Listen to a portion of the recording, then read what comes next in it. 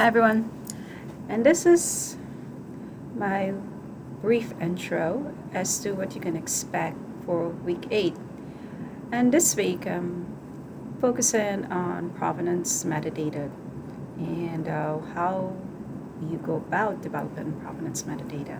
From my point of view, and bear with me for a bit, my theory is that this is a sort of an area where librarians can really excel. And one of the one of the scenarios that I did for this week is to walk you through some actual field notes on working with scientists into developing provenance metadata and through their workflows. Now, a lot of times this may seem daunting. When you hear things like gravitational waves or computational biology, you think, oh my gosh, I would never, ever understand what that is. But the thing is, once you have a working knowledge, you don't have to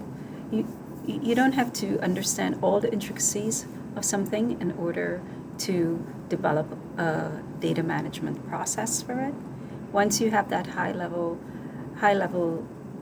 understanding so that you can really understand the process flow, it's very easy to develop workflows and metadata through interviewings and working with scientists. I have a number of colleagues who have actually worked in these sort of projects. Of course, initially they thought it would have been very daunting, but eventually they were able to understand that their expertise was not something that scientists even understood, and they had to educate them. So just a little bit of background information about working as being a data manager, especially in the sciences, especially in the big data environment. So with that said, I have a question for this week that asks you to do some exploration as to what are some of the skills, what are some of the expertise that you need to develop in order to perform in this sort of environment. Like I said, I think this is a role that more and more librarians should be looking at, and there's definitely a need for individuals in this space. But I do go on. The objective behind my talk this week is to give you an understanding of what are some of the processes, what are some of the components, what are some of the concepts that are involved in actually perpetuating validity, ensuring that the data, that the results that you get is reproducible. And this is one of the key things when it comes to validity in the sciences. It's not always happens where someone would replicate someone's work, but if they do, and should they do, they should be getting the same results.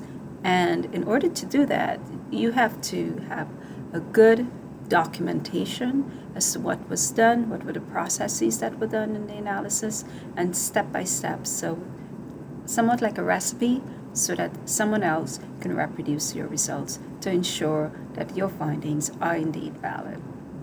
So that is very much of a norm now, in especially in the sciences, in the hard sciences, especially since we have more and more computational power. So the ability to crunch numbers, the ability to just to share data, to have data, is become a norm in these environments.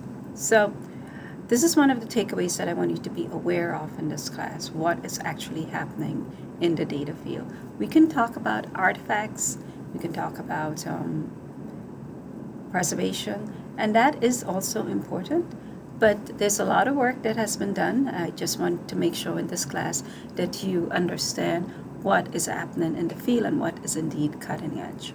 So that's it. That's my brief talk. Oh, you have your assignment, your your plan for your final project that is due next week Monday. I kept the time. I know it's going to be spring break next week, but I just kept the timeline. If you want to submit it earlier, that's fine, but I know people do like a couple of extra days, so I didn't. I kept the same time frame of Monday by the end of the day. So one thing to look out for is that I'm going to be developing a rubric for the final project. I'm going to try to get that out by Thursday for the latest. You might want to take a look at that as you actually fine-tune your plan, your assignment for this week. So that's it. If you are taking a break from for spring break, I know most of you will be working, but if you are, then have a great break, and definitely we'll be talking to you after spring break. So bye for now.